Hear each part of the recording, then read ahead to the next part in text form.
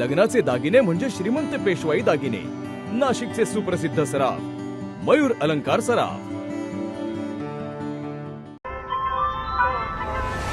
ताज्या बातम्यांसाठी नाशिक न्यूजच्या YouTube चॅनलला सबस्क्राईब करा आणि बेल आयकॉनला प्रेस करा.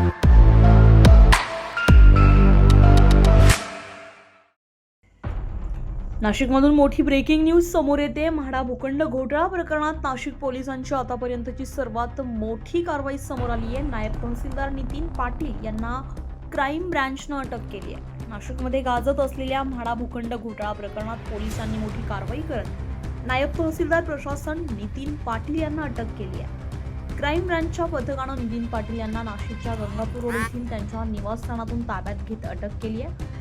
नितीन पाटील हे नाशिक जिल्हाधिकारी कार्यालयामध्ये नायब तहसीलदार प्रशासन म्हणून कार्यरत असून या घोटाळ्यात त्यांची महत्त्वाची भूमिका असल्याचा संशय व्यक्त केला जातोय.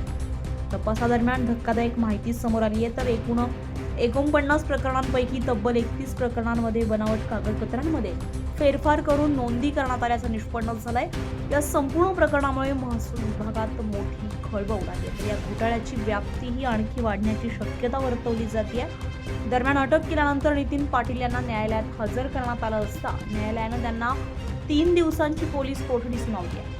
म्हाडा भूखंड घोटाळा प्रकरणातील ही आतापर्यंतची सर्वात मोठी कारवाई मानली जाते. तर या प्रकरणात आणखी कोण कोण सहभागी आहेत याचा तपास आता अधिक वेगानं सुरू होणार आहे. Bureau report, Nashik news, Nashik.